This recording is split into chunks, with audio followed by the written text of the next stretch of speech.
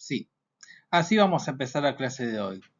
¿Qué tendrá que ver este gallo con las plantas tóxicas? Bueno, no te equivocaste, esta es la clase de plantas tóxicas, o mejor dicho, vegetales tóxicos.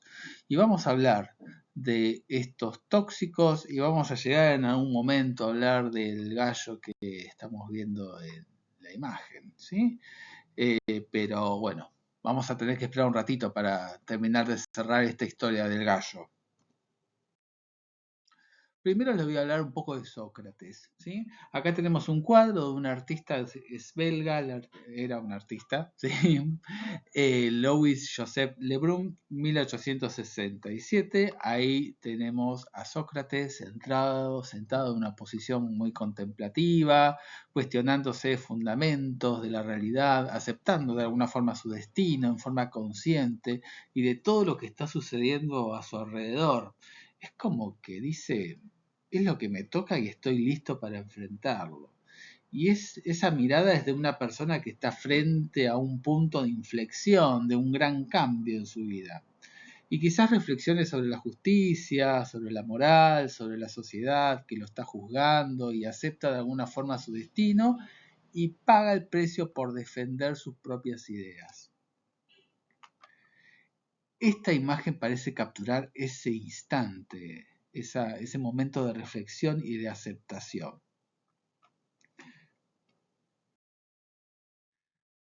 Sócrates tenía una visión bastante peculiar para lo que era ese momento, ¿sí?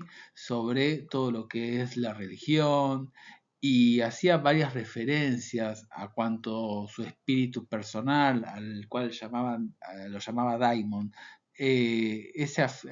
afirmó explícitamente que nunca se le había impuesto, sino que le advertía sobre varios acontecimientos posibles en su vida, ¿sí? Y muchos de los contemporáneos asocian este daimon de Sócrates considerándolo como un rechazo a la religión del Estado. Pero en realidad es el daimon, el concepto del daimon de Sócrates es algo similar a lo que es la intuición. Además, Sócrates decía de vivir las virtudes era mucho más importante que el culto a los dioses. Imagínense todo el despliegue que armó este tipo de pensamiento y que él lo divulgue. Y estamos acá frente al momento en donde es condenado a muerte por los tribunales atenienses por impiedad y por corromper a los jóvenes.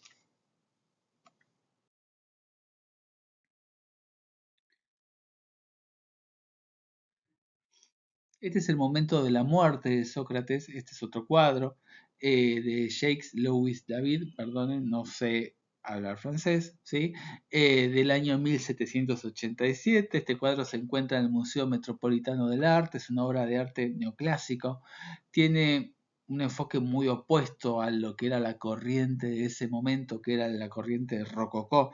Tiene una austeridad estética, y fue muy bien recibido por su tema clásico, esta composición armoniosa de todos los personajes y el diseño. Y muchos lo llegaron a comparar con el techo de la Capilla Sixtina de Miguel Ángel. Acá Sócrates está recibiendo una copa, esta copa tiene cicuta, él debe beberla, el carcelero le tiende la copa con un gesto de no querer hacerlo, y sin poder ni siquiera mirarlo a Sócrates. Domina la escena nuestro héroe, que es acá Sócrates, alzándose de manera decidida y respetando esta decisión que fue tomada democráticamente y resuelto a tomar el veneno y fiel a su dedicación filosófica después de haber pronunciado todo un discurso sobre la inmortalidad del alma, ¿sí? Y después de agradecer humildemente al dios griego de la salud por una muerte pacífica. Y ahí quizás ya vamos a ver en un rato, vamos a relacionarlo con el gallo, ¿sí? Y vamos a ver qué dice en relación a este dios de la medicina. Sócrates toma la copa, se lleva la copa a los labios, la vacía, lo que dicen los libros que la vacía en forma alegre y silenciosa, Y en la parte izquierda vemos sentado, abatido a Platón. Él mismo lo escribió en el Fedón, que en realidad no estaba en ese momento porque no se encontraba bien de salud. Y lo tomamos de alguna forma, lo tomamos como una libertad artística del pintor. Espero no haberlos aburrido con esta primera introducción. Pero bueno, lo que tenemos acá en Grecia, en la Edad Antigua, ¿sí? Se ve el veneno como el arma de ejecución y el Estado es el depositario de los venenos. En este caso estamos hablando de la cicuta. Vamos a hablar de la cicuta en una parte de la clase y vamos a ver qué es lo que dicen los libros de medicina y qué es lo que dicen las personas que vieron a Sócrates. ¿Qué fue lo que le pasó a Sócrates en ese momento? Y el dios que estamos hablando recién es el dios griego que se llama Esculapio, ¿sí? Es un dios griego de la medicina, es protector de la salud. Ya lo hablamos un poquito de este tema en la clase de la historia de la toxicología, ¿sí? Es un dios que era incesantemente benévolo y se llevó el odio de otros dioses que no apoyaban esta benevolencia exagerada de Esculapio.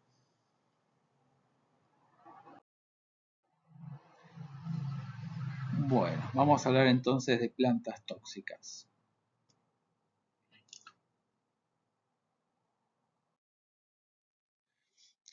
Las plantas fueron las primeras formas de vida en el planeta Tierra, ¿sí? Este reino vegetal va a proveer alimentos para desarrollar nuestro organismo, ¿sí? Y también van a poseer diferentes principios activos que van a ser empleados en muchos medicamentos.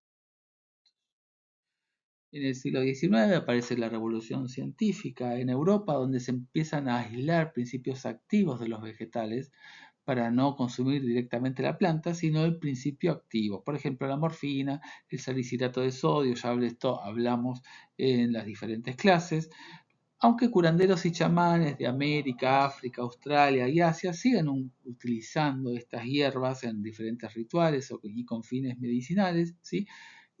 Principalmente basado en lo que es la transmisión de tradiciones orales, que se van pasando de generación a generación. Y esto es un dato muy importante porque tiene que ver con estas intoxicaciones por plantas.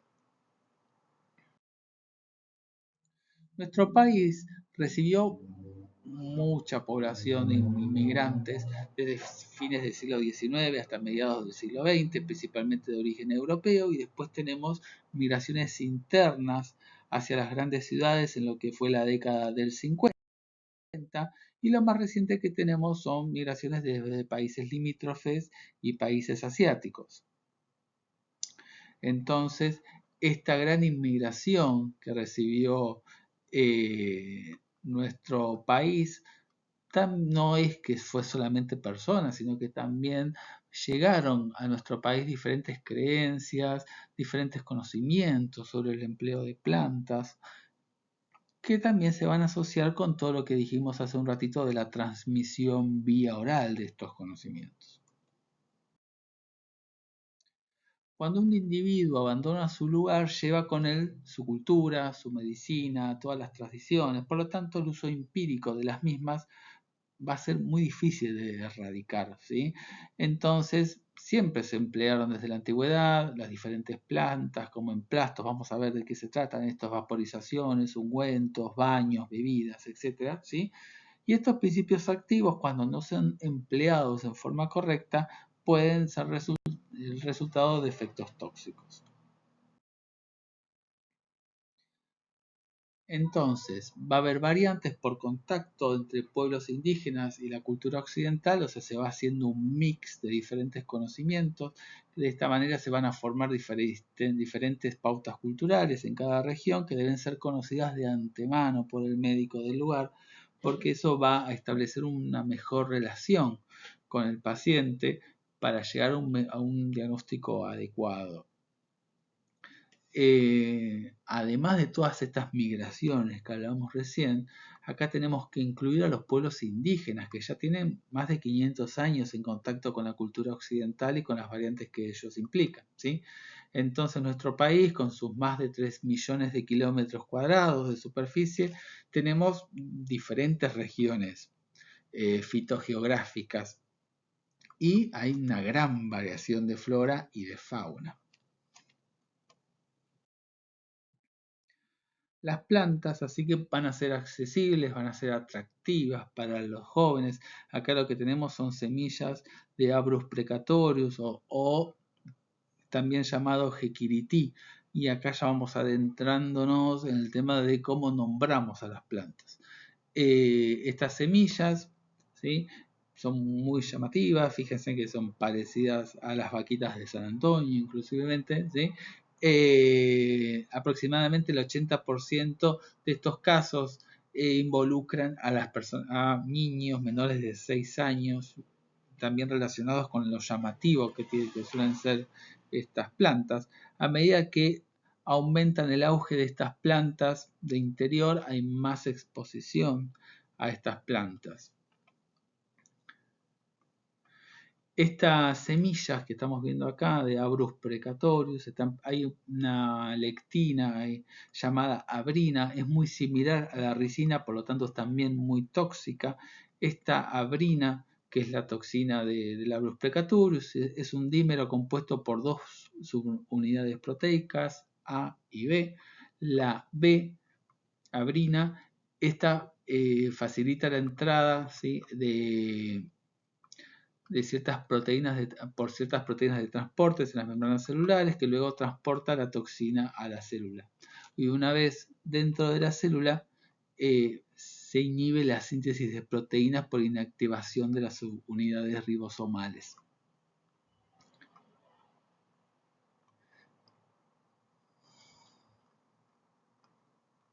Ya vamos a ver en breve el tema de la ricina y que aproximadamente es muy parecido a lo que sucede con estas semillas tan llamativas que incluso se hacen, como vemos ahí, collares, pulseras, porque son muy vistosas, pero también son muy tóxicas.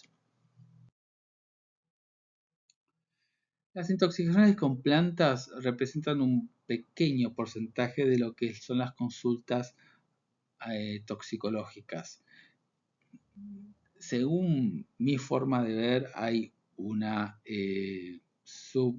subdiagnóstico de estas plantas porque los médicos no estamos acostumbrados a preguntar sobre el consumo de plantas en tés o lo que sean infusiones, en cocciones, en diferentes formas de emplastos. No estamos acostumbrados a preguntar, entonces es difícil de diagnosticar intoxicaciones por plantas o quizás pueden pasar por otros diagnósticos.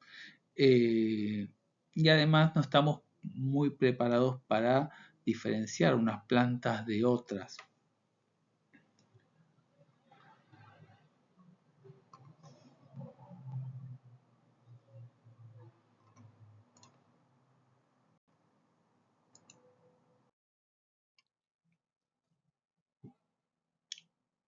¿Qué factores favorecen a la intoxicación por plantas? Principalmente es el desconocimiento de la forma de uso.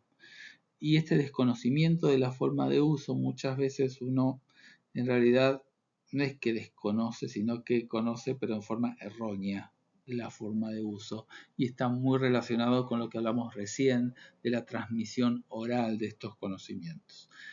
Otro de los factores que favorecen la intoxicación, como hablamos recién cuando hablamos del Abrus precatorius o del Jequirity, hay nombres vulgares de las plantas que pueden representar diferentes plantas según diferentes regiones de un mismo país o del mundo. Un mismo nombre puede representar diferentes plantas. Y también hay otro problema más es la confusión de especies medicinales o alimentarias con otras especies que pueden ser tóxicas. ¿Qué formas para nombrar las plantas conocemos? Principalmente son dos formas. Una es la científica, esta es la universal, esta es la elaborada por el naturalista Carlos Linneo en 1753, es una nomenclatura binaria, es en latín, es el nombre científico y es la verdadera forma donde nosotros podemos nombrar con seguridad y correctamente a una planta. Y también hay otra forma, que es la forma vulgar, que es una forma mucho más imprecisa, que está relacionada con el saber popular de cada región. Y es la culpable de designar con un mismo nombre a diferentes plantas según en donde estemos. Por ejemplo, esta planta, que es el Caenosodium ambrosoides, puede ser llamada de pasote, paico, paico, con Y, acahualillo, té de milpa, care, según donde estemos ubicados en el mundo, ¿sí? Acá en la Argentina se la suele llamar paico y la vi en paico con I latina y con Y, con las dos formas, ¿sí? Pero suele ser conocido más como paico. Acá en Argentina, como que no soy un ambrosoides, ningún paciente nos va a decir que consumió té de que no soy que no podium ambrosoides, ¿sí? Nos va a decir té de paico y tenemos que pensar en esta planta nosotros. Y cuando preguntemos a nuestros pacientes tenemos que también nombrarla de la forma en que nuestro paciente la conoce, que es paico. Entonces, hay una extensa difusión de estos nombres vulgares de las plantas que no nos van a ayudar a nosotros en el tema del diagnóstico, ¿sí? Nos va a ser un poco más complicado, más difícil el abordaje de las intoxicaciones, aún de lo difícil, de lo dificultoso que puede ser una intoxicación con plantas desde el punto de vista médico que no estamos acostumbrados ni siquiera a preguntarlas, ¿sí? Se suma este tema del nombrar a las plantas según en donde estamos parados.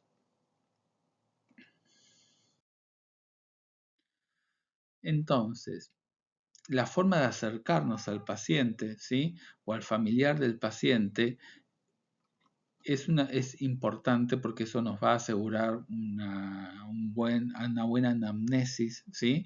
Y que el paciente no ponga resistencia o que nos oculte en forma involuntaria información, ¿sí? Porque ya de por sí consultar al médico por una intoxicación con plantas, vamos a ver que puede llegar a tener ciertas dificultades de parte del paciente o de los familiares, ¿sí? En contar porque generalmente acá tenemos, puede haber algún curandero dando vueltas y eso generalmente da un poco de timidez a los pacientes contar sobre estos temas a los médicos. Pero si uno se acerca con el idioma, eh, nombrando bien o sea, nombrando las plantas como la persona lo conoce, con un interrogatorio dirigido, cómo tomó el paico, lo puso con agua fría, le puso agua caliente encima de la planta, cuánto tomó, cuántas hojas, qué cantidad, dónde lo compró, teniendo en cuenta de que uno generalmente consume una planta con una intención medicinal, con una intención de curarse a sí mismo y curar a otra persona. En el caso de unos padres que ven a su hijo con un dolor abdominal y lo intentan curar con una planta. Tratemos de abarcar al paciente y a las familias del paciente, no retándolos, sino que escuchándolos y hablando el mismo idioma.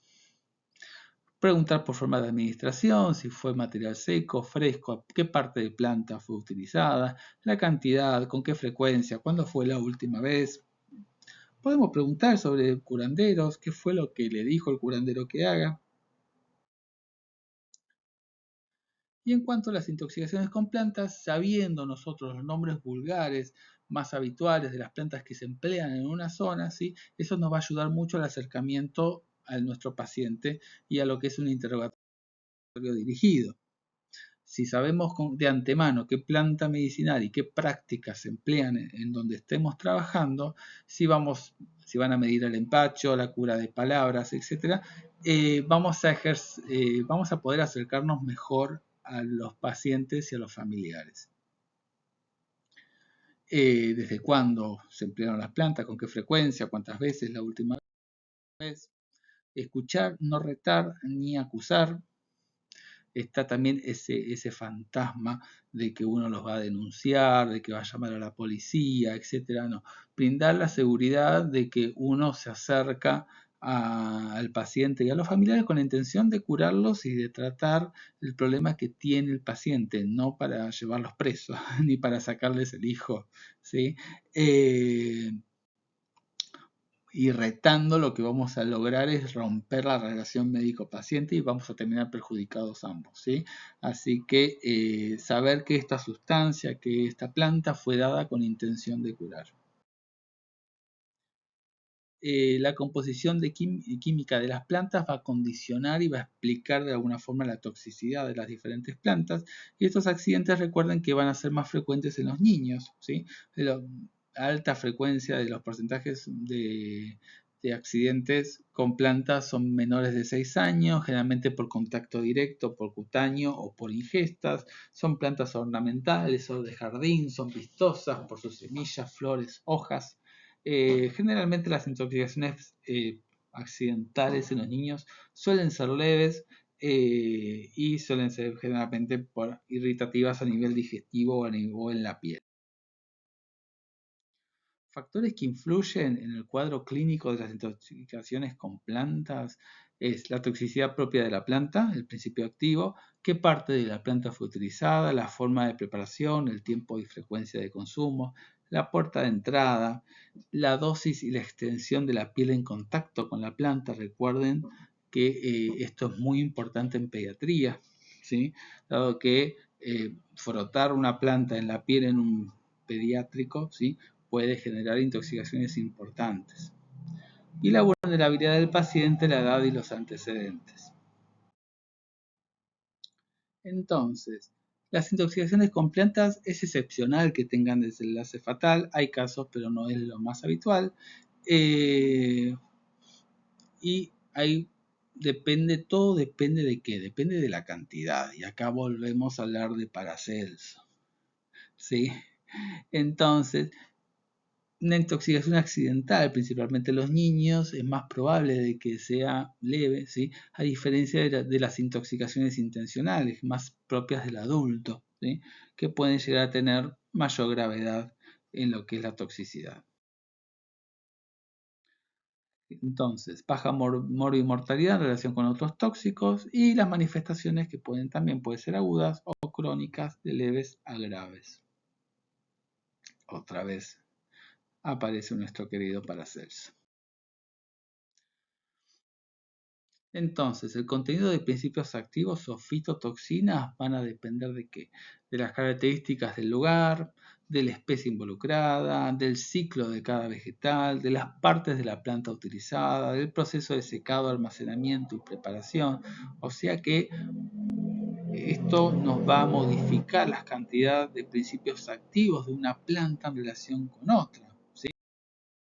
No es lo mismo una planta que fue cuidada que otra planta que no le dieron agua, no le dieron luz, a otra planta que sí recibió luz. Van a tener diferentes cantidades de principios activos estas plantas, y esto también nos va a complicar un poco la existencia de los médicos, porque no tenemos forma de determinar, ¿sí?, qué cantidad de principios activos puede llegar a tener una planta en relación a otra, aunque sean de la misma especie, ¿sí? Por eso nada se compara a la medicina que todos solemos utilizar. Generalmente no usamos el empleo de plantas. Uno de estos motivos es lo que les acabo de decir, ¿sí? Es muy difícil decir eh, cuánta cantidad de principios activos tiene tanta cantidad de plantas.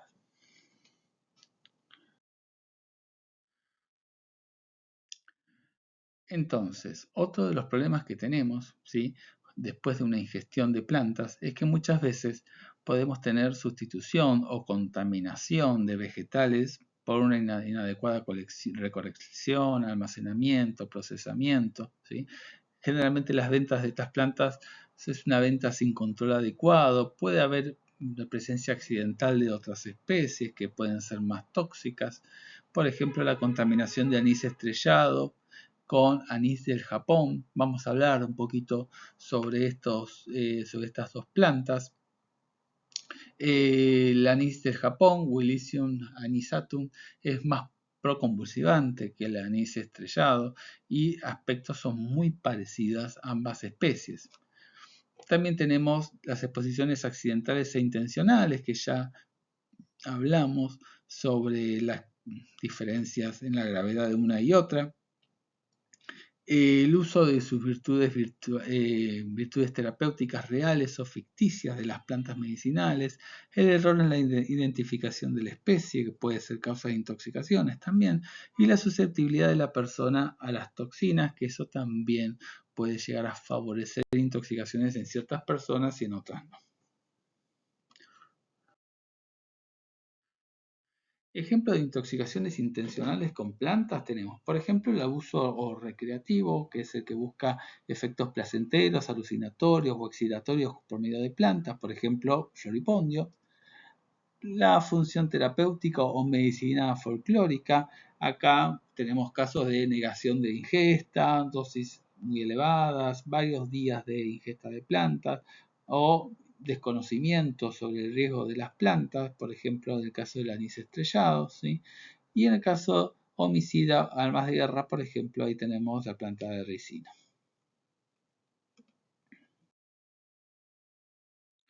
Los principios activos presentes en las plantas pueden ser alcaloides, pueden ser aceites esenciales, acá tenemos alcoholes, cetonas, ésteres, aldehídos, hidrocarburos, tenemos glucósidos, tenemos nitritos o nitratos, oxalatos de calcio, péptidos, ácidos orgánicos y taninos son los principios activos más frecuentes en las plantas.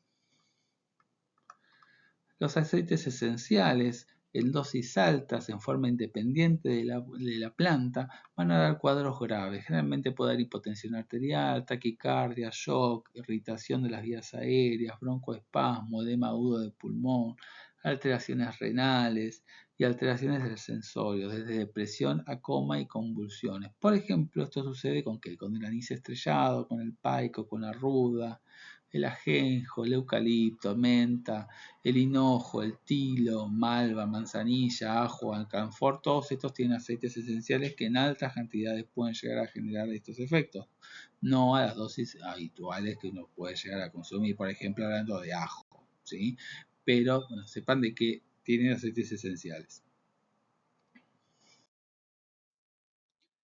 En cuanto al tratamiento, un paso importante es identificación de la planta. Esto se hace con interrogatorio dirigido, viendo la planta, los frutos, las hojas, tallos, frutos secos, si son carnosos, si la planta es ornamental, si es silvestre, si es de jardín, si es un arbusto, si es un árbol, viendo hojas, si la hoja es entera, si está dividida. Muchas veces también necesitamos asesoramiento por botánicos o por farmacia. También pueden asesorarnos para la identificación de las plantas.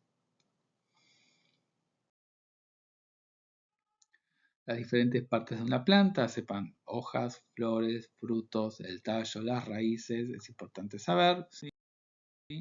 Las diferentes partes de una hoja, fíjense las características de la hoja, la nervadura, lo que es el limbo, lo que es el embés, el borde, eso también nos va a ayudar a identificar las partes de las diferentes plantas, si las hojas son simples, si son compuestas, las nervaduras, los tipos de bordes que tienen las hojas. Acá vemos diferentes tipos de hojas. Eso también nos pueden ayudar a identificar a una planta. Se dan cuenta que no es fácil identificar una planta viendo una hoja, una flor, ¿sí? Por eso necesitamos colaboración por diferentes instituciones para identificar una planta en el momento que tenemos una intoxicación.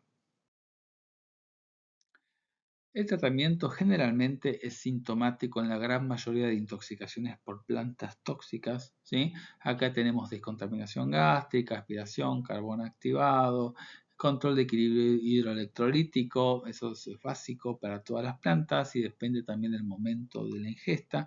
Y en algunos casos tenemos tratamientos específicos como por ejemplo anticuerpos antidioxina en el caso de las adelfas o digitales, La fisostigmina en caso de intoxicación con atropina, aunque su uso es discutido. Y después tenemos, similar a algunas intoxicaciones, por ejemplo, igual parecido a la intoxicación con aspirina en el caso del paico, porque tenemos también el ácido salicílico, que es un principio activo que no encontramos en el paico. Bueno, vamos a empezar con este grupo de plantas que son las productoras de dermatitis. Dijimos que es una de las causas más frecuentes de accidentes por plantas, principalmente en los niños.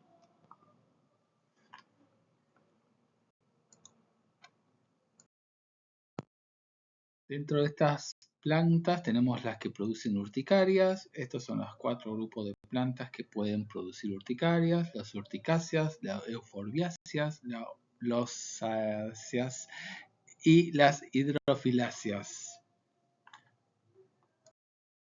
Las urticáceas, tenemos a la ortiga como principal exponente de este grupo de plantas. Dentro de las euforbiáceas tenemos al ricino, la mandioca, la estrella federal. Ahí tenemos esta planta, ¿sí? La estrella federal viene de época navideña. Después tenemos a las loasáceas con esta planta que no es muy conocida.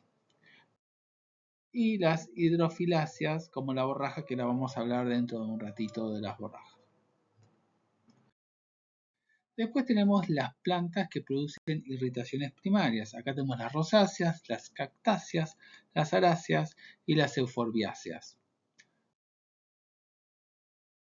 Cuando hablamos de fitodermatitis o fitofotodermatitis, en este caso estamos hablando de una inflamación de la piel provocada por contacto con determinadas plantas, pero que también es necesario la exposición solar para activar este proceso.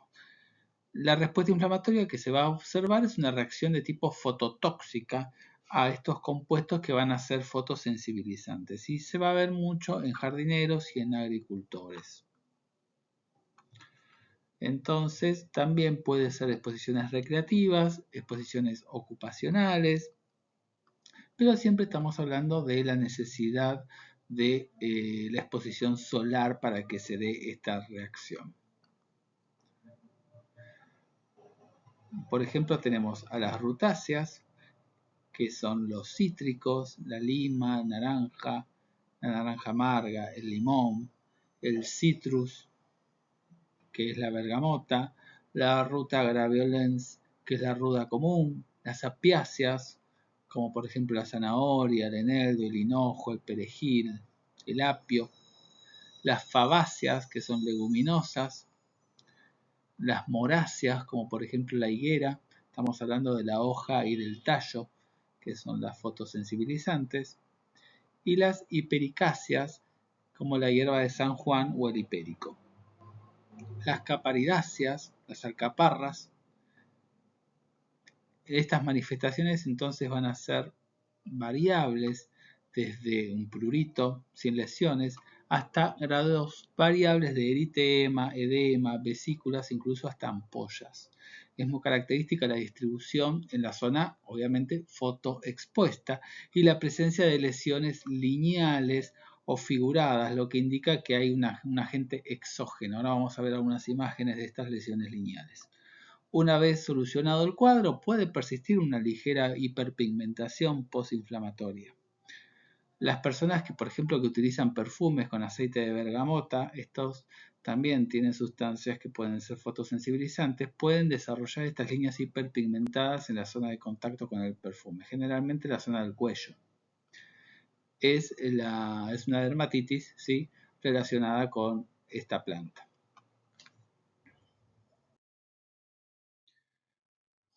Acá tenemos ejemplos de fototoxicidad, por ejemplo por apiáceas o por rutáceas. Fíjense las líneas características. Estas son el grupo de las familias de las umbelíferas que hablamos recién, nombramos alguna de ellas.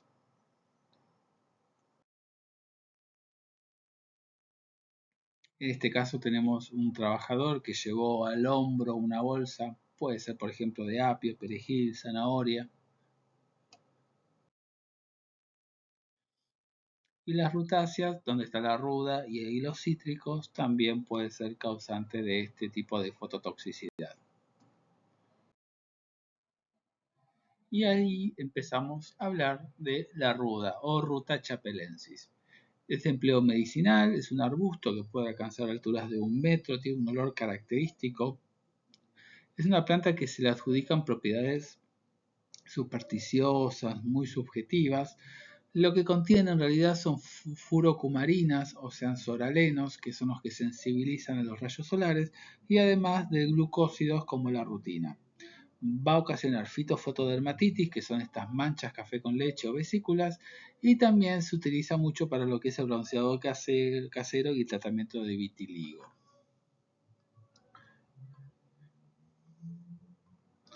Entonces, estas furocumarinas, especialmente los soralenos, van a sensibilizar a la acción de los rayos solares, apareciendo estas manchas café con leche en la piel o verdaderas lesiones vesiculosas. Por eso se la utiliza mucho para lo que es el bronceado. Se usan las infusiones de ruda para bronceado casero, pero está prohibido porque la fitofotodermatitis que produce. Generalmente se usa en forma tópica. Vamos a ver otros empleos de la ruda, además de lo que vimos recién, de lo que son los bronceados caseros.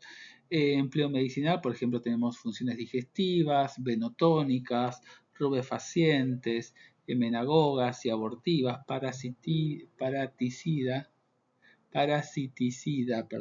antiagregante. Vamos a ver un poquito de qué se tratan todas estas propiedades, ¿sí? En un ratito. Entre lo que es el empleo folclórico, porque dijimos que tenía estas propiedades peculiares las plantas, ¿sí? Esta planta parecería que protege al cuerpo y el espíritu y aleja la mala suerte.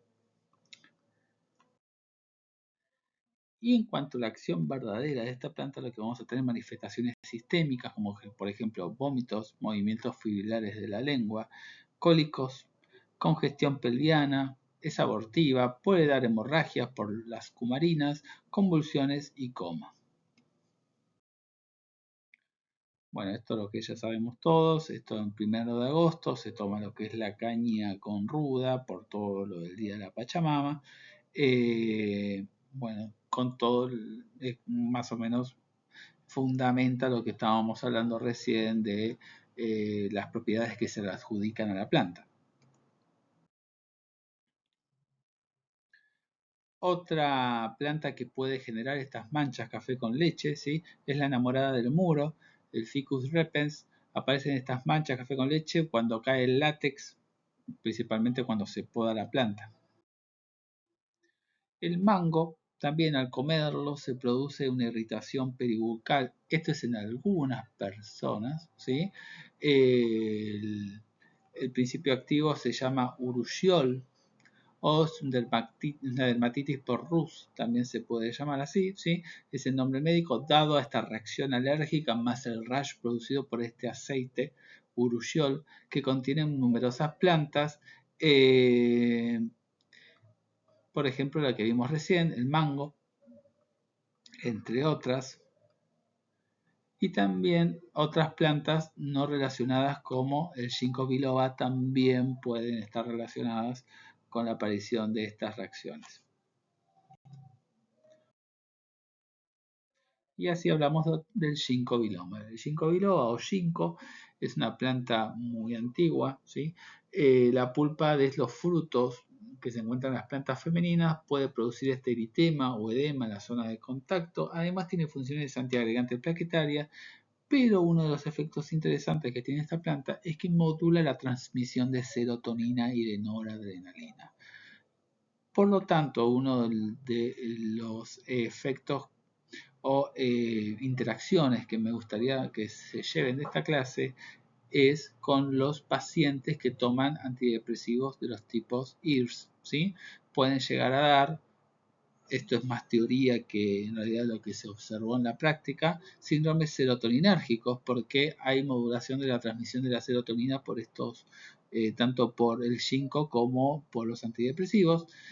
También puede haber reducción de los efectos anticonvulsivantes de las drogas antiepilépticas y puede potenciar los efectos antiagregantes plaquetarios, por ejemplo, de los AINES y de los otros anticoagulantes.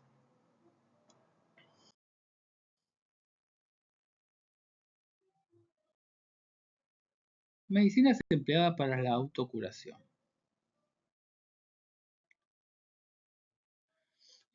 El uso de las mismas siempre está supeditado al clima, a la educación sanitaria, a los establecimientos asistenciales cercanos o lejanos, a la presencia de curanderos en la zona, a los diferentes grupos étnicos.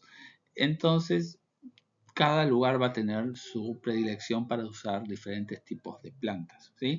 Y van a contener estas plantas diferentes sustancias químicas o precursoras que puedan ser utilizadas por la industria farmacéutica y con finalidad terapéutica. Y su uso está relacionado con las culturas, generalmente recomendadas por curanderos, por familiares que no poseen conocimiento acreditado de principios activos o de toxicidad. Y los más vulnerables van a ser los lactantes.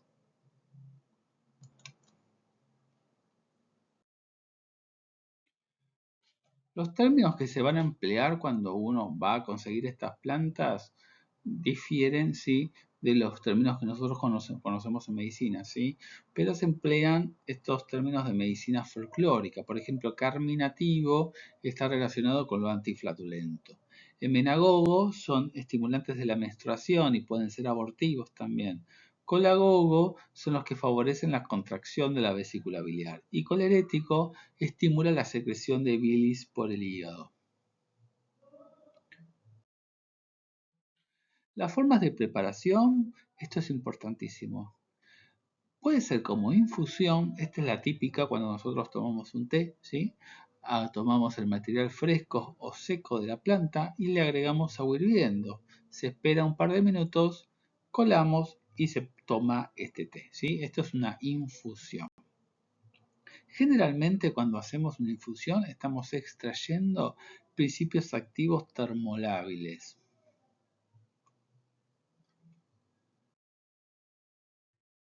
Cuando hacemos un cocimiento o decocción, ¿sí?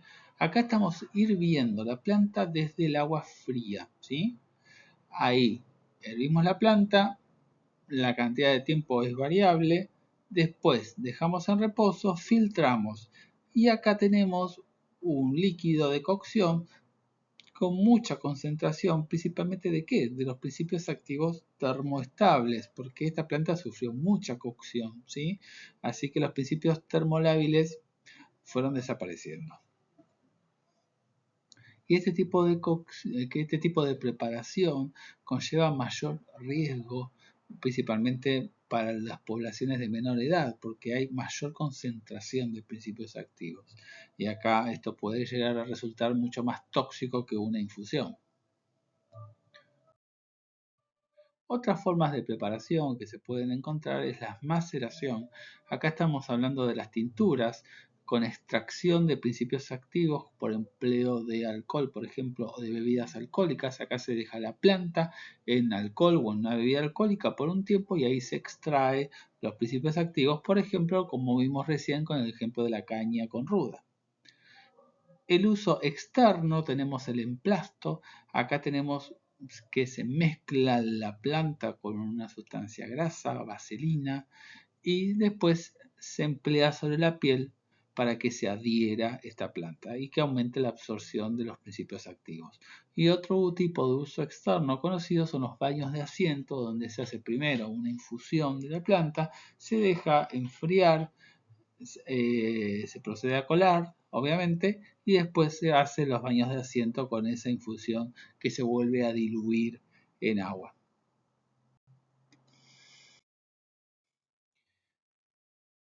Ejemplos de plantas medicinales, ¿sí?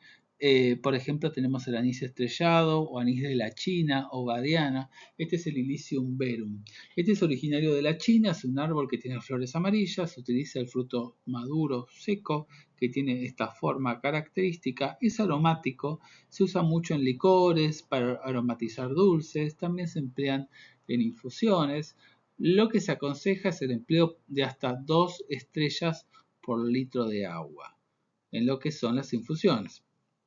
Generalmente es una planta costosa porque se importa. Las propiedades que tienen este anís estrellado es carminativo, provoca eructos y es antiflatulento, es antiespasmódico, se puede emplear como pediculicida en el uso externo, es expectorante, fluidificante del moco, es galactogogo, o sea, favorece la formación de leche, ¿sí? Es estrogénico y tiene un efecto también simpático mimético. Los principios activos que vamos a tener en el anís estrellado es el cis-anetol, es el 80% del aceite esencial y presten atención a esto, tiene un efecto antagonista no competitivo GABA, además de estragol, cineol y bisaflor que son otros principios activos. Los terpenos y resinas son conjuntos de unidades de 5 carbonos, que es la unidad de isopreno, con muchos tipos de grupos funcionales. Por ejemplo, puede haber alcoholes, fenoles, cetonas y ésteres, todos unidos a estos 5 carbonos. Este es el grupo más grande de metabolitos secundarios, se identifican aproximadamente hasta 20.000. La mayoría de los aceites esenciales son mezclas de estos monoterpenos y el nombre del terpeno va a depender del número de isoprenos ensamblados. Los monoterpenos tienen 2 unidades, los sesquiterpenos tienen 3 unidades de isopreno, los diterpenos tienen 4 unidades de isopreno y los triterpenos tienen 6, o sea, tienen 30 carbonos. Estas moléculas a menudo juegan un papel activo importante en lo que es la defensa de las plantas y también tiene un efecto importante en lo que es la toxicidad. Entonces, el anís estrellado se acumula en dosis reiteradas, provoca excitación, llanto continuo, dolor tipo cólico, puede haber diarrea, puede haber vómitos. Esto puede llevar a una confusión al adulto porque piensa que el niño necesita mayor cantidad de dosis de anís estrellado, le da más de estas infusiones, y ojo que no sean cocciones, que ahí sería peor todavía, en este caso sería peor, más toxicidad, y provocando finalmente una acidosis metabólica, depresión del sensorio, convulsiones y coma. Entonces el anís estrellado lo que va a provocar es inicialmente una excitación del sistema nervioso central, esto es a dosis baja, va a provocar un cuadro neurológico excitatorio tóxico con llanto continuo, temblores y convulsiones, y luego va a provocar somnolencia, depresión respiratoria, coma y muerte, además de la acidosis metabólica. En cuanto al laboratorio, no hay laboratorio específico, se puede hacer un hemograma y un ionograma estado ácido-base, corrección del medio interno, ¿sí? Y tratamiento de las convulsiones, principalmente usando benzodiazepinas.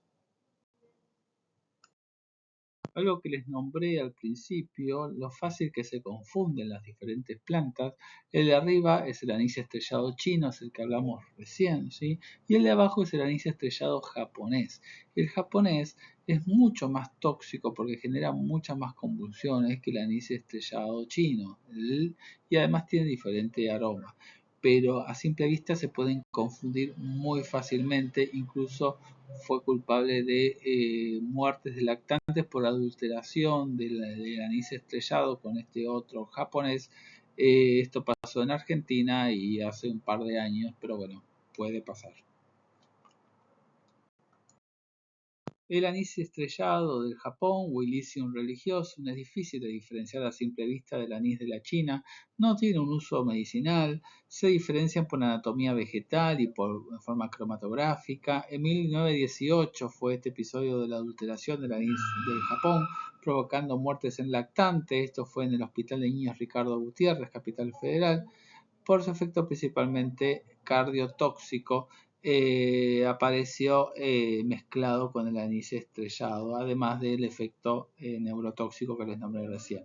Tiene un sabor amargo, un aroma a laurel, nada que ver al anís estrellado de la China. Tiene empleo de insecticida, raticida, también se lo emplean de incienso. Los principios activos no tienen nada que ver tampoco con el anís estrellado, sino que son anisatinas. También tiene un efecto antagonista GABA. Los efectos pueden ser neurotóxicos, convulsiones, mioclonías faciales, hipertonía, agitación psicomotriz y muerte.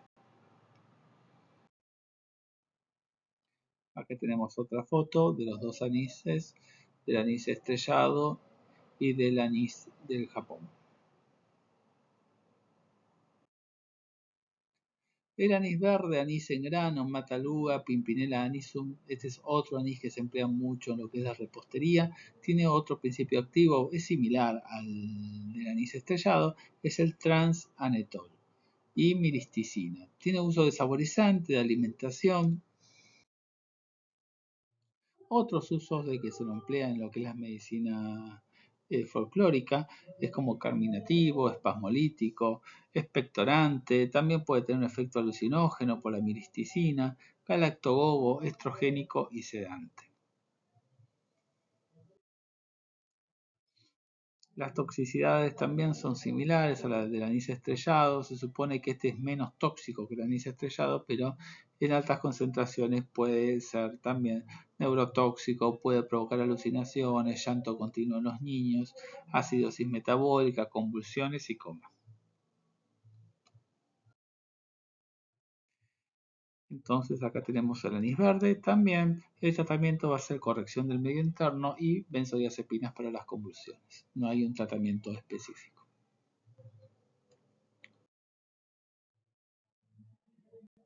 Ahora vamos a el ajenjo o Artemisia absinthium. El ajenjo o Artemisia absinthium fue utilizada como antipirético, antifúngico, antiparasitario. Es famosa por su consumo en las bebidas espirituosas, con lo que se conoce como absenta, desde finales del siglo XIX. Después se prohibió por 70 años por su toxicidad y después se relegalizó otra vez e incluso se puso como de moda por la población juvenil. Se habría confirmado que los efectos tóxicos del consumo de la absenta se deben más a su graduación alcohólica más que al efecto de la planta en sí. Los principios activos del ajenjo o Artemisia absinthium tenemos por una parte la tuyona, que es un tóxico del sistema nervioso central, es antagonista GABA-A, por lo que provoca excitaciones y convulsiones, y después tenemos la absintina o artacina, que son lactonas que dan sabor y tienen propiedades también antimicrobianas. El límite legal de la tuyona es de 5 a 35 miligramos por litro en función del grado alcohólico de la absenta, y la clínica que puede presentar por ajenjo gastrointestinal, cefaleas, convulsiones, alucinaciones, rabdomiólisis, insuficiencia renal, aumento del riesgo de enfermedad psiquiátrica y suicidio, además de la intoxicación alcohólica. Otra planta importante es el paico, porque se emplea mucho acá en Argentina, o Quenozoides ambrosoides. Es una planta perenne, se emplea toda la planta. Los aztecas la empleaban para el tratamiento de disenterías, tiene una toxicidad de tipo acumulativa, no se aconseja en mujeres embarazadas, ni en lactantes, ni menores de 3 años, ni en ancianos, ni con pacientes con enfermedades crónicas. Es una planta que tiene su historia, es tipo precolombina. En bibliografías recientes se lo puede encontrar con el nombre también de Teloxys ambrosoides. Se la utiliza como digestivo, en infusión o en cocimiento, siendo este último supuestamente menos tóxico que la infusión.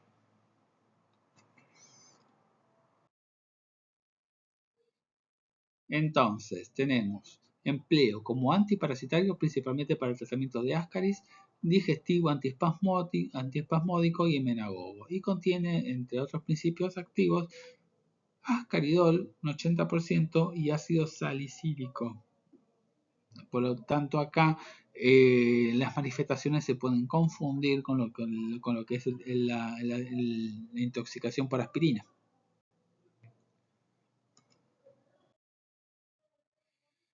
El paico o Quenozoides ambrosoides en lactantes se va a manifestar con náuseas, vómitos, distensión abdominal, gastroenteritis hemorrágica, invaginación, acidosis metabólica, convulsiones, puede dar depresión del sistema nervioso central, ataxia, daño hepático, renal, shock y paro respiratorio.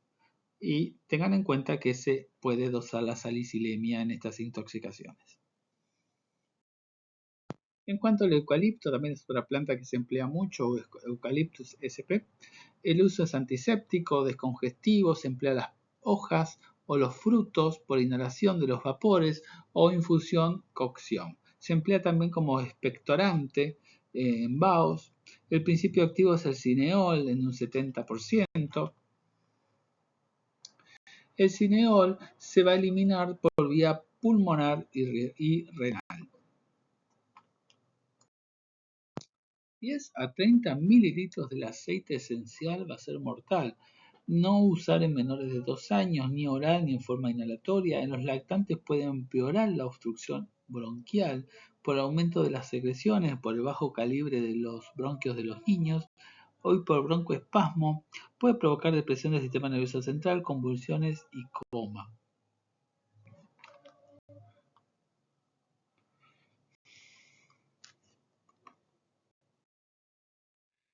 En cuanto a la menta, el uso es digestivo, el principio activo es el mentol, mentona y otros principios activos. El uso es antipruriginoso, antiséptico, carminativo, alimentos y en bebidas también y tónico estomacal.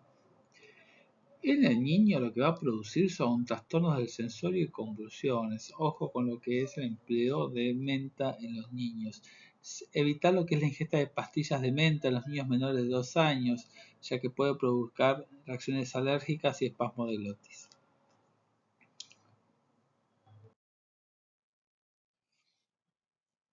Esto es lo que estábamos hablando recién. Hinojo. En cuanto al hinojo o Phoenicum vulgare, se utiliza el fruto en infusión también como hortaliza, sus hojas y tallos. El uso va a ser carminativo, aumenta la secreción láctea. El principio activo aparece la netola acá también, que es el mismo principio del anís estrellado. Ojo con la fotodermatitis que hablamos recién, ¿sí? Y es proconvulsivante también en altas cantidades. El boldo es un árbol pequeño de las zonas serranas, se emplea como diurético, como laxante, colerético, colagogo, se emplea mucho como infusión, tiene diferentes principios activos.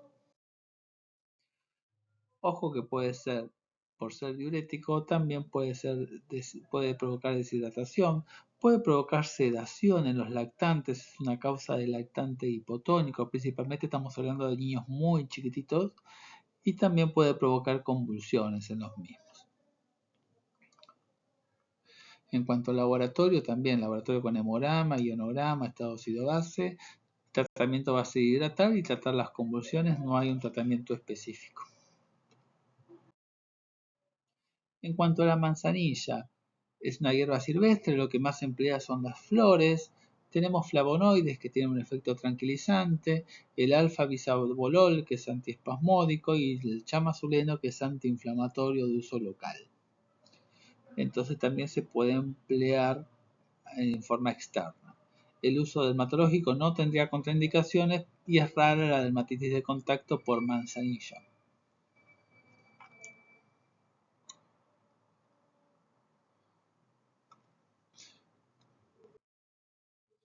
Acá tenemos otra vez lo mismo que vimos con el boldo. En los lactantes puede producir hipotonía con trastornos en la succión. Ojo, ¿sí? Principalmente su empleo en los lactantes más chiquititos.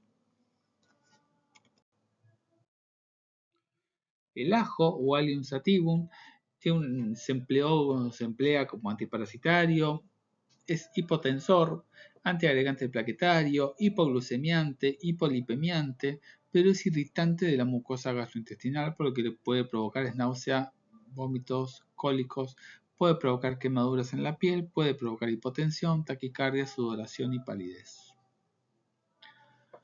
No se usa en niños, sobre la piel en emplastos lo que puede llegar a producir son quemaduras. Como dijimos recién, en los pacientes adultos la ingestión de una cabeza entera en ayunas se vio con hipotensión, taquicardia, sudoración y palidez.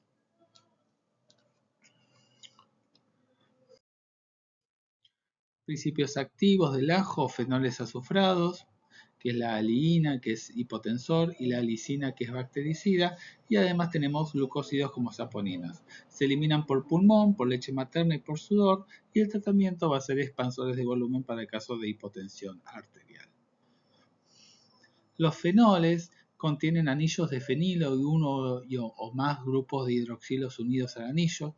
Estos compuestos carecen de nitrógeno, incluyen las cumarinas, los flavonoides, los lignanos como la podofilina, las ligninas como los polímeros y los taninos, que son los polímeros que se unen a las proteínas y pueden hidrolizarse o condensarse adicionalmente.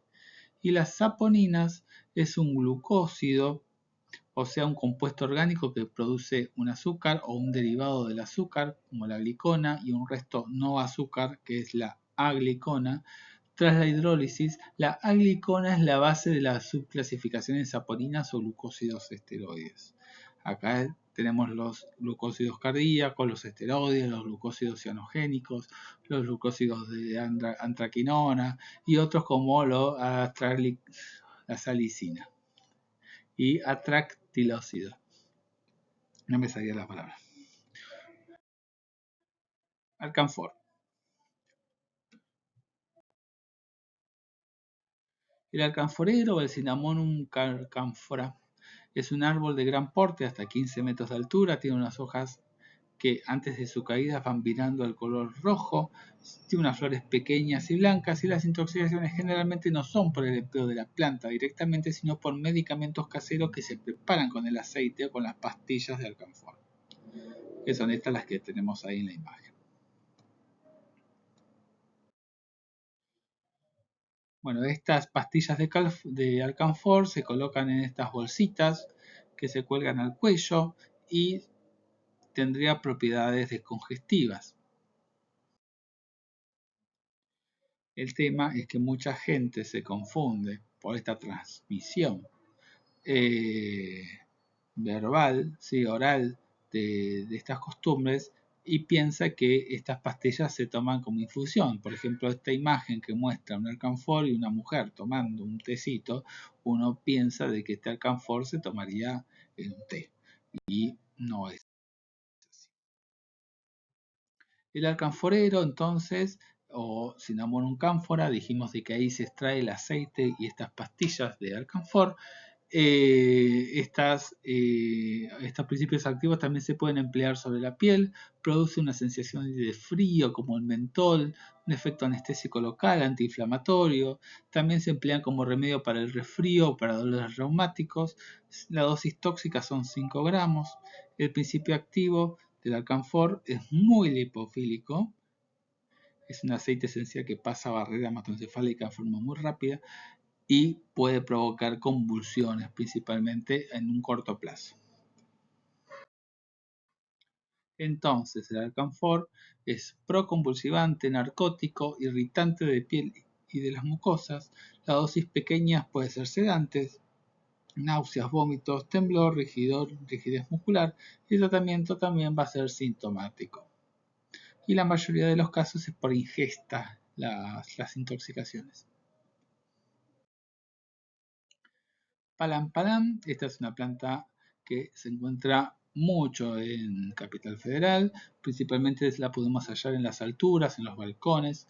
Es un arbusto de 3 a 4 metros de altura, tiene estas flores amarillas, están agrupadas estas flores, se las pueden ver creciendo entre las paredes de edificios viejos de Capital Federal y lugares de demolición. La hoja, ¿sí?, es usada principalmente sobre los que son los abscesos para madurar estos abscesos y también se pueden emplear en forma interna como proabortiva. El principio activo se llama anabasina, que es semejante a la nicotina. Produce debilidad muscular, temblores, tosis palpebral, puede llegar hasta la parálisis muscular. Se necesita controles en cuidados intensivos, puede dar taquicardia, midriasis, parálisis de los músculos respiratorios. Entonces, ojo con esta planta, ¿sí?, porque se encuentra mucho en Capital Federal y se toma.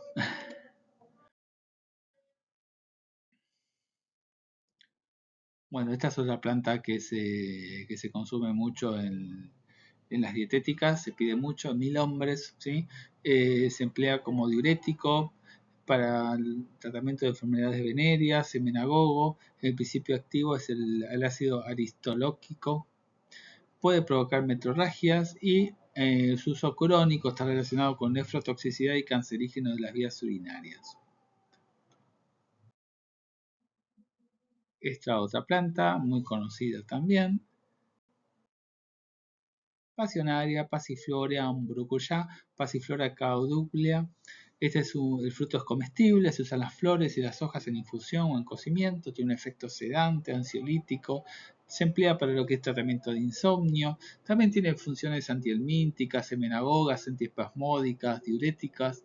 El principio activo son alcaloides como la pasiflorina, armina o armalina y flavonoides que tienen funciones GABA A y también puede tener efectos anticolinérgicos, relajantes de la musculatura lisa. La clínica va a ser hipotonía, sedación, somnolencia, convulsiones en altas dosis, principalmente si se usa la raíz de la planta, corteza o frutos en cocimiento. Aloe vera, esta es una planta de hojas carnosas, gruesas, con márgenes espinosos. El uso es ornamental y también se emplean en cosmética. Tiene un látex emoliente, cicatrizante, coagulante, hidratante, antialérgico, desinfectante, antiinflamatorio, astringente, colerético y regulador de la digestión. El principio activo es la aloína y la clínica va a ser principalmente gastrointestinal, puede haber dermatitis alérgica y cuadros respiratorios. Borraja o borrago officinalis. Se emplea para lo que efectos sudoríficos o depurativos, tendría también efectos antitusivos, diuréticos, sirve también para madurar forúnculos, se lo emplea también en gastronomía, pero ojo que tiene principio activo, ¿sí? Que son hepatotóxicos.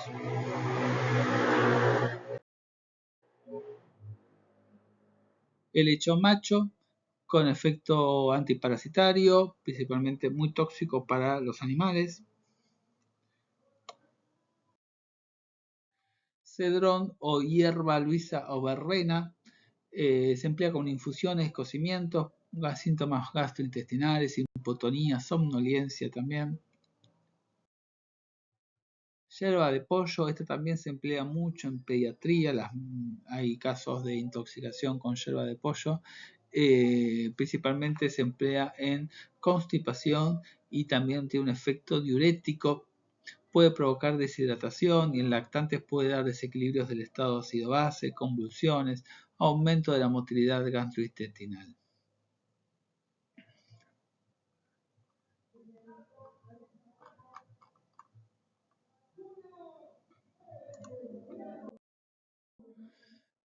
La dedalera o digitales purpúrea, esta la vamos a ver bien cuando en la clase de digitalicos.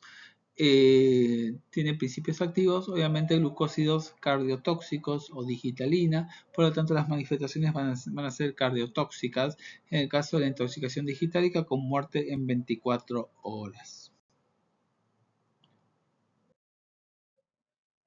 La malva o malva silvestris, esta es una hierba silvestre con efecto antiinflamatorio descongestivo. En menor medida puede ser laxante y antitusivo, el empleo puede ser en enema, en cocción, infusión, en baños de asiento, puede dar hipotonía en lactantes. Y algún dato interesante es que la malva se la puede confundir fácilmente con la planta de Datura ferox, con manifestaciones principalmente de intoxicación de tipo atropínica, en el caso de confundirse una malva con Datura ferox. La imagen de arriba es la que corresponde a Datura ferox y abajo la de malva.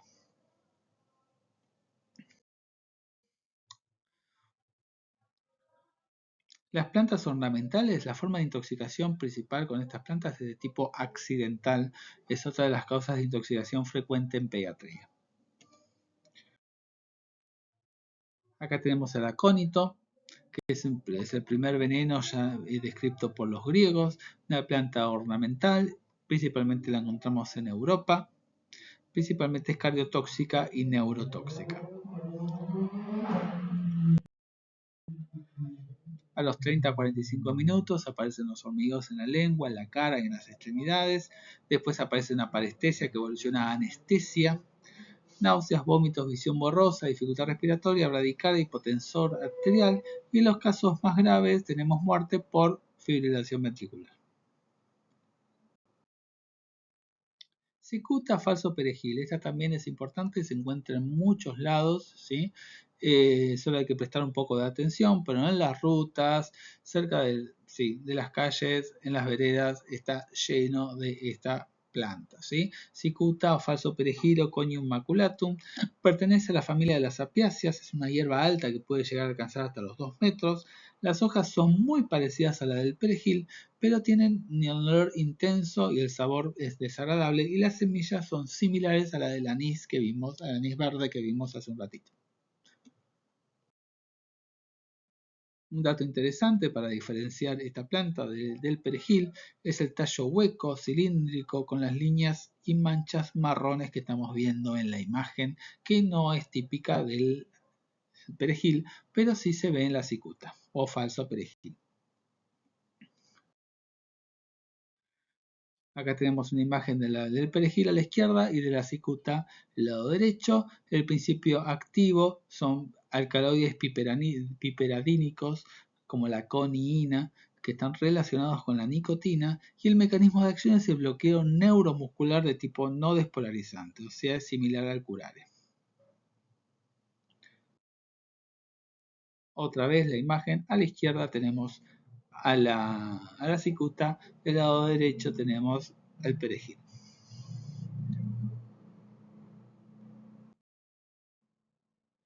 Entonces, la coniina tiene una estructura química y propiedades farmacológicas muy parecidas a la nicotina y va a alterar el funcionamiento del sistema nervioso por acción en los receptores de nicotínicos de la acetilcolina. Tienen alta potencia, por lo tanto una dosis letal muy pequeña, y da lugar a una parálisis muscular ascendente con parálisis eventual de los músculos respiratorios y un efecto también vulvar, produciendo finalmente la muerte.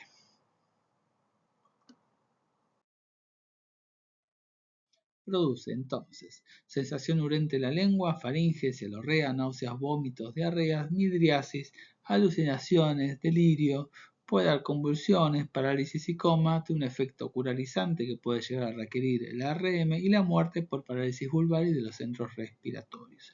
Y recordemos que la parálisis es ascendente. Y ahí vemos las imágenes de las semillas que son muy parecidas a la del anís verde.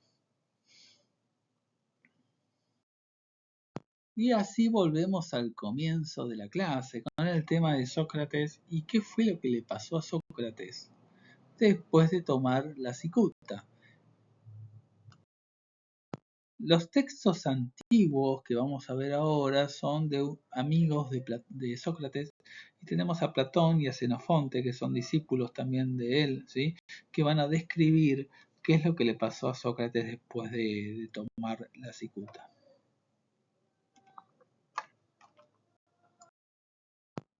En el diálogo Fedón, Platón describe los últimos momentos de Sócrates. Sócrates bebió la cicuta y comenzó a caminar. Cuando sintió que sus piernas se enfriaban, se acostó en el lecho. Le pregunté si sentía algún dolor y me dijo que no. Su rostro estaba sereno y su mirada era firme y tranquila. Después de un rato, los pies y las piernas se le enfriaron, se le entumecieron, luego el frío subió hasta el pecho. Por lo tanto, estamos viendo acá cómo va progresando la parálisis de miembros inferiores hasta superiores, y con el frío en el pecho puede interpretarse como la parálisis respiratoria, ¿sí?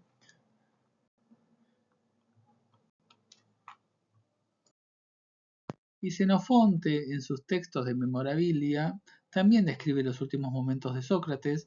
Dice que Sócrates bebió la cicuta con tranquilidad y sin temblar. Después de beber se sentó en el lecho y comenzó a hablar con nosotros, y su voz permaneció clara y firme hasta el final. Por lo tanto, lo último que se le afectó fue la capacidad de hablar de Sócrates, pero sí necesitó sentarse antes de eso. Así que también es bastante claro, ¿sí? Lo que es la parálisis ascendente. Otros textos antiguos Apología de Sócrates de Platón, Vida de Sócrates de Diógenes Laercio, también mencionan este tema de la serenidad y de la tranquilidad de Sócrates en sus últimos momentos, y es importante destacar que estos textos no son solo descripciones objetivas, sino que también reflejan la filosofía y los valores de Sócrates y de los discípulos. La representación de Sócrates como un hombre sereno y valiente en su muerte es un tema común en lo que es la literatura antigua. Entonces, en esta escena vemos al propio Sócrates alzándose de manera decidida, respetando esa decisión que fue tomada. Después habla de la inmortalidad del alma. Después agradece humildemente al dios griego que vimos al comienzo de la clase por una muerte pacífica. Y vamos a ver qué es lo que le dice.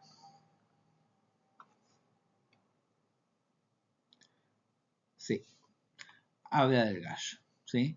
Dice, debo un gallo a Asclepio. Sócrates pide que se le pague un gallo a Asclepio, lo que puede parecer extraño, pero tiene un significado profundo. ¿Qué interpretaciones podemos llegar a tener de deberle o de querer darle un gallo a este dios de la salud?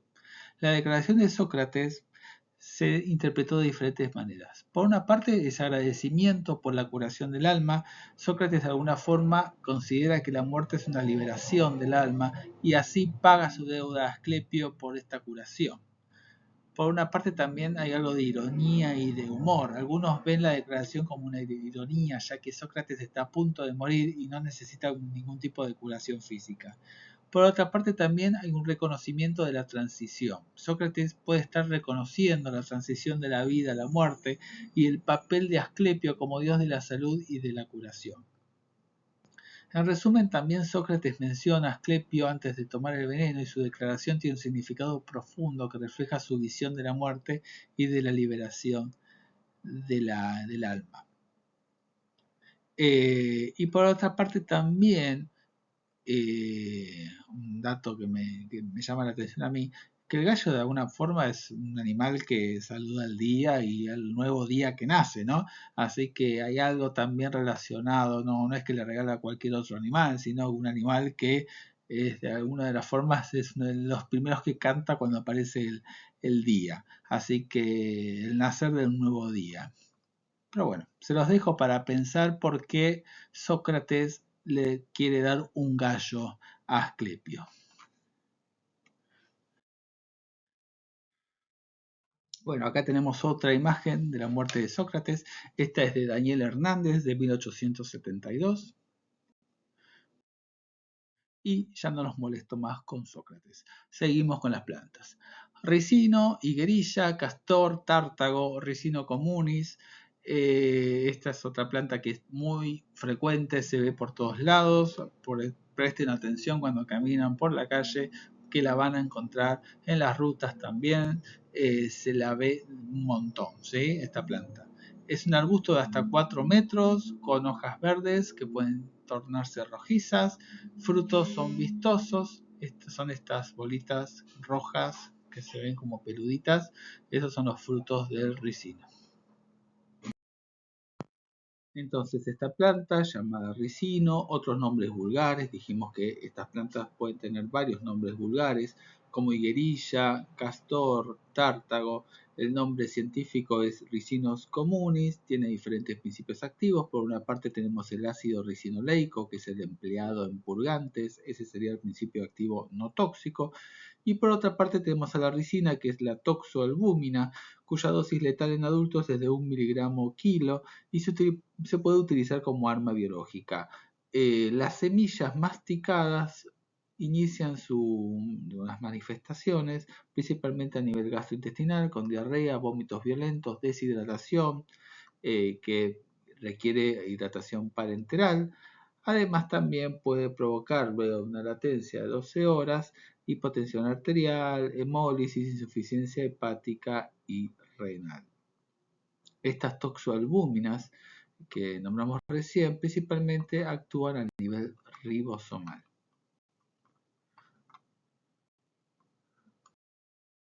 Los residuos de las semillas o también llamado bagazo, puede provocar reacciones alérgicas en los trabajadores a nivel de la piel, conjuntivas y a nivel respiratorio.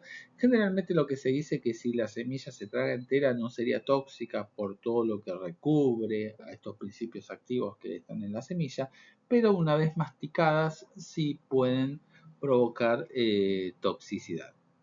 Siempre se internan, buen plan de hidratación, el carbón se va a dar seriado, control hepatograma, función renal y hemograma por el tema de la hemólisis, y en los niños la dosis tóxica es de 1 a 3 semillas, los adultos de 5 a 7 semillas.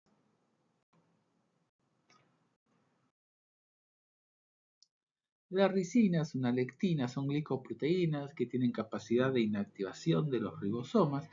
Estas se inactivan a ser calentadas, que justifica por qué no es tóxico el aceite de ricino que se consigue a nivel comercial.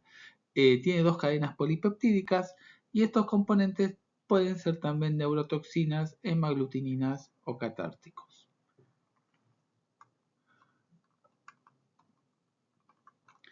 Estas proteínas, péptidos y lectinas constan de diferentes unidades de aminoácidos con varias cadenas laterales y los péptidos consisten en enlaces entre los aminoácidos también. Las lectinas son glicoproteínas que se pueden clasificar según el número de las cadenas de proteínas unidas por enlaces disulfuro y por afinidad de unión por ligandos de carbohidratos, particularmente galactosaminas. Las toxoalbúminas, por ejemplo, de esta ricina, son lectinas.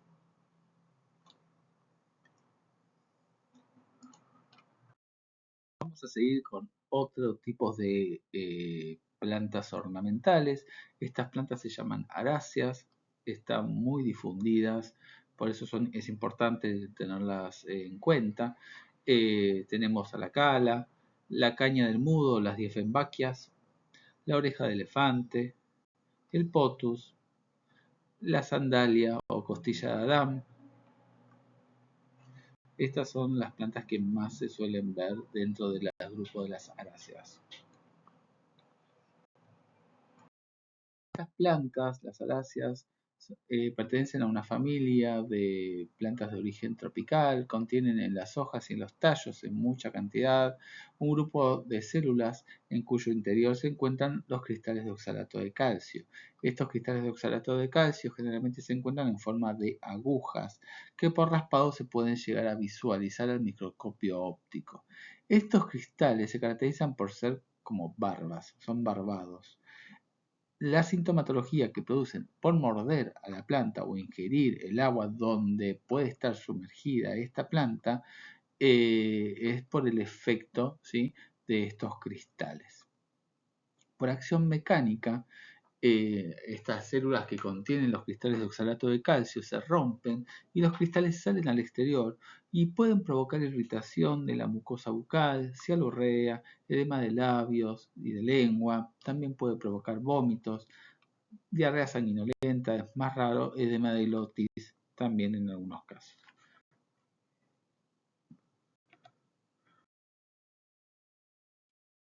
Esto es lo que estábamos hablando recién, que estos cristales se van a incrustar en las mucosas, van a provocar irritación, pueden provocar pérdida temporal del habla incluso. El tratamiento va a ser con higiene, lavado con agua, líquidos fríos, protectores de la mucosa y eventualmente se pueden emplear corticoides y antihistamínicos. Otras ornamentales. El café silvestre, bueno, este es un ejemplo de cómo una planta se puede llamar en forma similar a otras plantas y ahí nos podemos hacer lío, nos podemos mezclar plantas tóxicas con otras plantas que pueden llegar a ser comestibles. En este caso estamos hablando del café silvestre o Acacia occidentales. Esta se encuentra en el norte de la Argentina, es una leguminosa, el fruto aparece como en forma de vaina.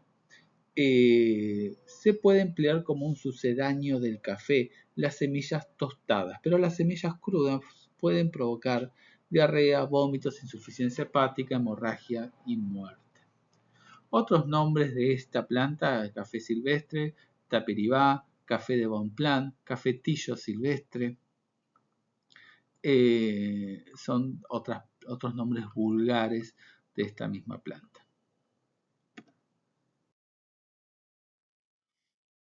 Acá tenemos a las acacia occidentales y las vainas donde están las semillas. Fíjense, esta planta se llama similar a la anterior, se llama cafeto silvestre, café de la costa, falsa mandioca, falso café o manijot fladerifolia. Esta se encuentra en Paraguay, Uruguay, noreste de la Argentina, incluyendo también en Buenos Aires. Es una planta que se ve mucho también en Buenos Aires, ¿sí? Aparecen los frutos, no aparecen como vainas, sino que aparece como un fruto único, no es comestible y puede provocar diarreas, vómitos, convulsiones, acidosis metabólica y también puede ser abortivo.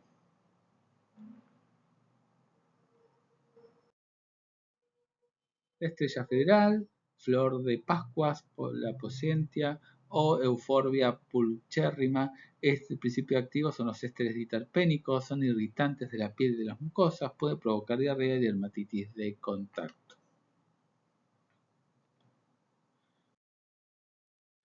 Otra planta muy frecuente porque es ornamental y es muy linda y se ve en muchos lados, como les dije recién, es el laurel de jardín Adelpha Nerium oleander.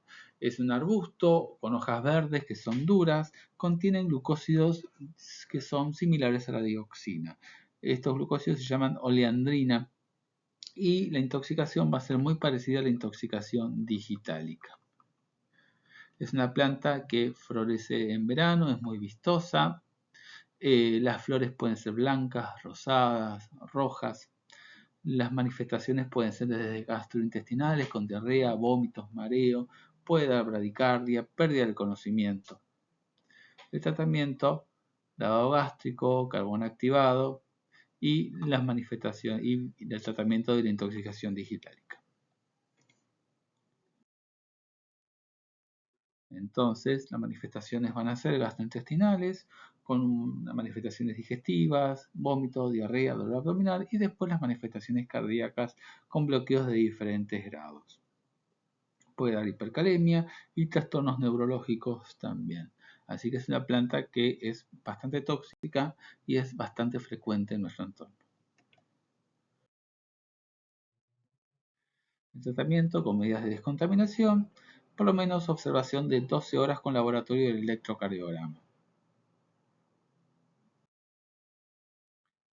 Otra planta muy frecuente, porque se emplea mucho estos árboles para sombra, es el paraíso, o el árbol de China Tree, o Melia acedarach, es el paraíso. ¿Sí? Está muy frecuente en muchas veredas de Buenos Aires. La ingesta de frutos verdes van a producir diarrea, vómitos, hipoglucemia, alteración de las transaminasas y convulsiones. Esto mismo no pasa con los frutos maduros. Los frutos maduros que tienen el color amarillento, ¿sí? Generalmente no se han registrado manifestaciones por ingesta de estos frutos maduros, pero sí con los frutos verdes. Así que es importante ante una ingesta de estos frutos verdes, es el control de los pacientes con hemograma, ionograma, glucemia, hepatograma, urea y creatinina, ¿sí? y el tratamiento de la descontaminación temprana.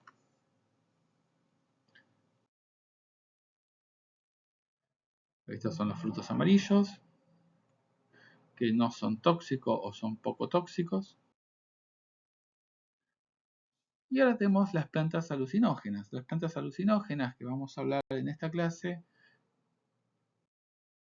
son, por una parte, el chamico o Datura ferox. Esta pertenece a la familia de las soleanáceas. Es una maleza, es tóxica, se encuentra ampliamente distribuida en lo que es el territorio argentino. Algunos la consideran a las alturas como responsables de las pérdidas sufridas en el ejército de Marco Antonio. Es una contaminante de las plantas, de los cultivos de soja, yerba, manzanilla, malva, hortalizas y lechuga, y el principio activo son alcaloides tropanos semejantes a la tropina, escopolamina, iosina y osinamina, que van a provocar, entre otras cosas, la sequedad de la mucosa, taquicardia, fiebre, rubor, midriasis, alucinaciones, ¿sí? Pudiendo también llevar a las convulsiones. Está prohibida la comercialización de estas semillas, la intoxicación es atropínica con amnesia del episodio, control del electrocardiograma, lavado gástrico, carbón activado y las convulsiones se tratan principalmente con benzodiazepinas. Otra planta tóxica que vamos a ver es el floripondio, Brugmansia arborea. El uso que se puede emplear a nivel medicinal es el antiasmático, pero generalmente lo que se ve es el uso recreacional. Es un arbusto con flores blancas, rosas, naranjas o lilas. Los principios activos principalmente son alcaloides, parecido al anterior, escopolamina, iosinamina y atropina.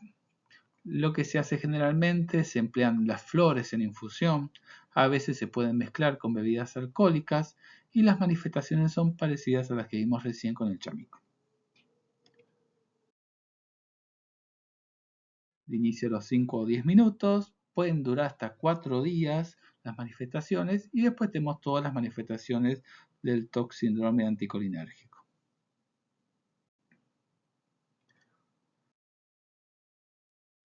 La nuez moscada o Myristica fragans, la parte empleada es la semilla, generalmente es madura y desecada, se emplea como especia, la ingestión de 1 a 2 nueces puede provocar alucinaciones, el principio activo de la miristicina es semejante al LSD, con dosis mayores a 5 gramos se tienen las alucinaciones, convulsiones y taquicardia y el tratamiento de las convulsiones principalmente son las benzodiazepinas. Antes de seguir, si ven en las diapositivas anteriores, van a ver que miristicina también es un principio activo de ¿qué? Del anís verde, ¿sí? Así que comparten por eso las características alucinógenas con el anís verde. Obviamente estamos hablando de muchas cantidades de anís verde. Bueno, sigamos entonces con plantas alimenticias. Ya estamos terminando con la clase.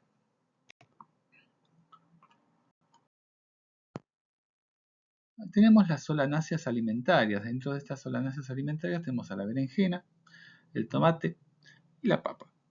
La papa, por ejemplo, la solanina está presente en las zonas con mayor metabolismo, que es la cáscara y los brotes de la papa. Esta solanina es un alcaloide que está presente generalmente en cantidades no tóxicas, pero más cuando se consumen estas papas con brotes o papas verdes, ¿sí? Se puede producir este cuadro llamado solanismo, en donde vamos a tener vómitos, diarreas, cólicos, midriasis, alucinaciones. El tratamiento, lavado gástrico, carbón activado e hidratación parenteral. Otras plantas que pueden dar manifestaciones de intoxicaciones alimentarias, por ejemplo tenemos el zapallito amargo o Curcubita máxima variedad andreana. Esta es una especie silvestre, rastrera, no es comestible, contiene un principio activo que se llama coloquintida, tiene un gusto amargo, puede provocar diarrea, vómitos violentos, deshidratación, y es una planta que se puede cruzar con el zapallito de tronco, Curcubita máxima, variedad zapallito. Es un arbusto que es comestible, pero, y cuyos frutos adquieren el gusto amargo por la cruza con esta otra variedad, que es la tóxica. Principalmente lo que hacemos acá es tratar la deshidratación.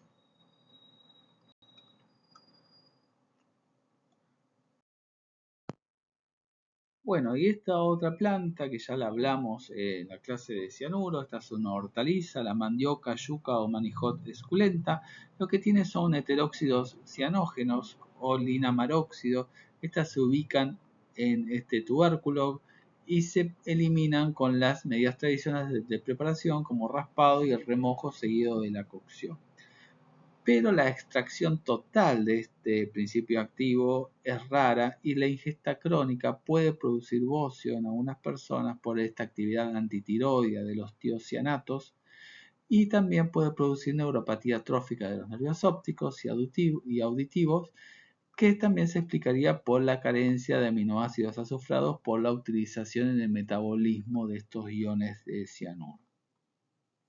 Recordemos que también las semillas, por ejemplo, de la manzana, pera, duraznos, damascos, almendras, pueden tener también estos principios activos cianogénicos.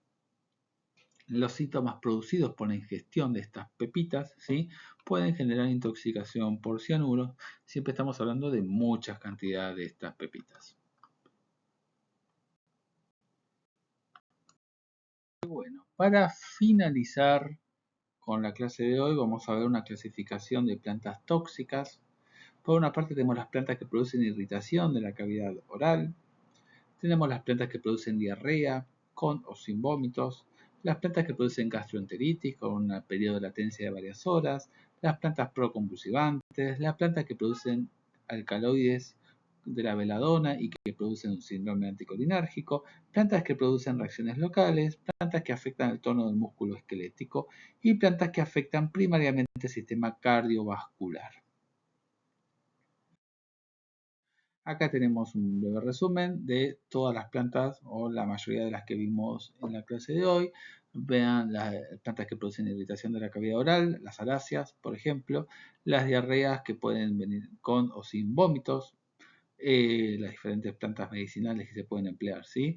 Las gastroenteritis con periodos de latencia, por ejemplo, el ricino, las proconvulsivantes, por ejemplo, el anís estrellado que vimos también en la clase de hoy, el paico, los alcaloides de la beladona como el floripondio o el chamico, las reacciones cutáneas como la ortiga, la ruda, que también nombramos, alteraciones del músculo esquelético, el palán, que también lo nombramos, la cicuta, que también la nombramos, plantas que afectan el corazón, por ejemplo las adelfas, que también fueron nombradas en la clase.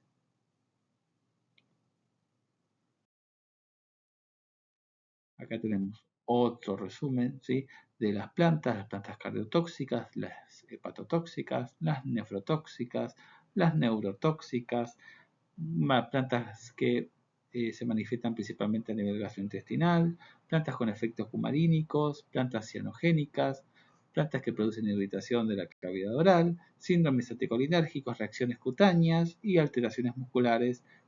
La gran mayoría las vimos en la clase de hoy.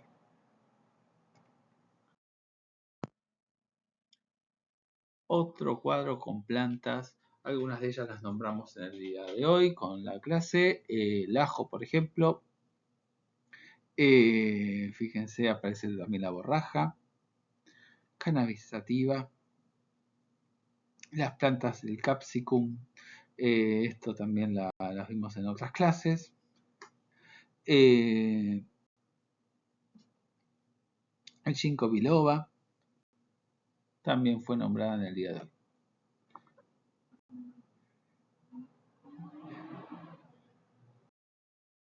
Como conclusiones de la clase de hoy, siempre realizamos un interrogatorio dirigido, tenemos que conocer las plantas que más se emplean en la población para llegar mejor al paciente y a los familiares del paciente. Recordar que estas plantas son empleadas por muchas familias y por diferentes generaciones, que en la mayoría de los casos son empleadas con intención de curar a la otra persona, por lo tanto, no intentemos cambiar las creencias y tradiciones de una manera agresiva, tratemos de llegar al paciente desde el aspecto positivo del empleo de las plantas, qué es lo que hizo el paciente o el familiar para curar o para sanar el padecimiento de la otra persona. No dirijámonos pensando qué hizo esa persona para intoxicarlo, porque ahí vamos a tener manifestaciones más de oposición y seguramente no nos van a terminar contando qué fue lo que consumió la otra persona y va a ir en contra de nuestra intención de tratar al paciente, ¿no? Prevenimos las intoxicaciones por el mal uso de las plantas medicinales, siempre descartando las que puedan ser peligrosas. Tener en cuenta que nosotros tenemos una falta de conocimiento de las intoxicaciones con estas plantas, los nombres que nos pueden llegar a generar dificultades para una sospecha diagnóstica. Algunas infusiones utilizadas como medicación casera pueden producir cuadros tóxicos severos, principalmente en los niños y en los lactantes. Enseñar a los niños que las plantas no se deben comer ni se deben llevar a la boca y no ingerir plantas o productos silvestres y menos aún delante de los niños porque ellos absorben todo y aprenden todo, ¿sí? Así que con esto terminamos la clase de hoy. Espero no haberlos abrumado mucho y muy buen descanso. Y no tengan pesadillas con Sócrates. Saludos.